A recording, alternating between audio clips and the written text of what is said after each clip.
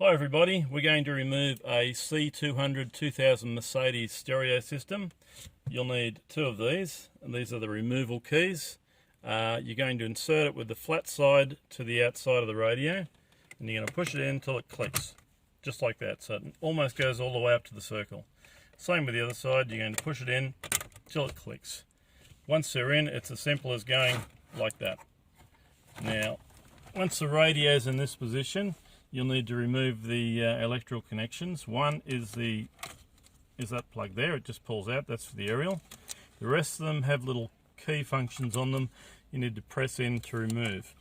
And they all come out very easily, just like that, and you can't get them wrong putting it back in because they only go in one hole. But once it's out, you can send it to Supertech Electronics for repair. Don't forget to grab your keys back by pressing in and then removing the old keys.